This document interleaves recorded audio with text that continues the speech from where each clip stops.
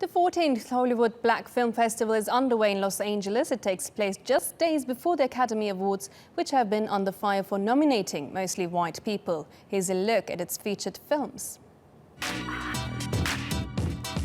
Say hello to your father. On your way to hell. So what, we're supposed to keep degrading ourselves till we die because it pays well? How? That's all we got! Look around, it's a present-day apartheid America.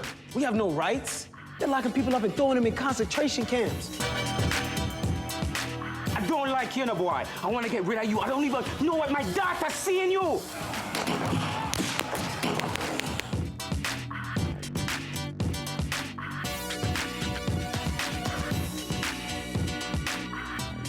The next time you see me, I'm coming for my daughter. Joining me now from Los Angeles is the founder of the Hollywood Black Film Festival, Tanya Kersey. Good to speak to you. So what was the intention to start up the Hollywood Black Film Festival? Well, you know, I always like to say that it was something that I didn't actually plan. I was actually an actress and a model. And I knew that there wasn't a lot of information out there for Black artists. So I wrote a book, and that book became very popular. And then I started a trade paper. And from that trade paper, we started a conference. And at the conference, filmmakers started asking, can we screen our films here? And that was kind of how the film festival started. It was really about supply and demand. And Black filmmakers needed an outlet where they could show their films to the public, to the industry, and to the media and get recognition. So it was kind of like a God idea, I guess you would call it. So do you see an improvement or at least a commitment by major Hollywood theaters to diversify when it comes to casting, hiring and recognition, or is it more or less the same? Well, you know, I think money talks.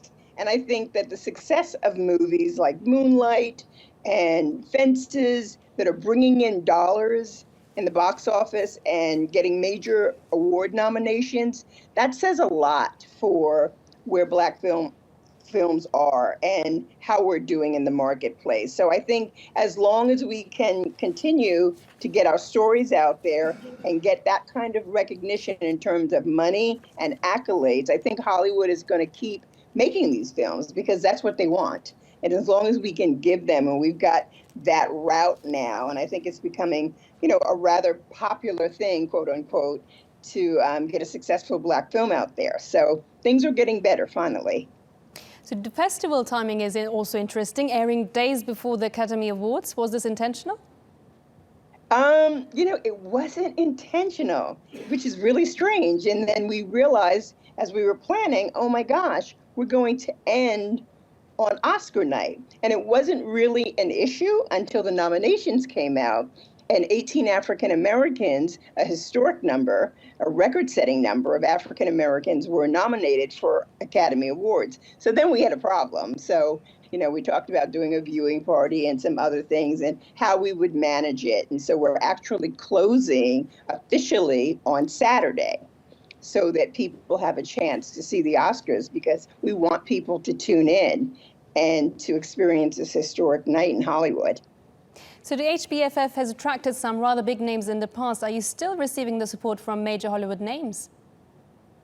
We are. I mean, it's amazing, the films that we get, the films that we screen. Lots of writer, director, producers who are really well known in the industry have had their films in our festival, continue to put our films in their festival because for them, they want to see how their audiences respond. They want to get their films out there. And if they can't get them out through the studios in other ways, they're going to get them out through a film festival. And we're lucky to be, you know, a film festival of choice for them. So it works out really great. We've got some, you know, really well-known names that have had films in the film festival.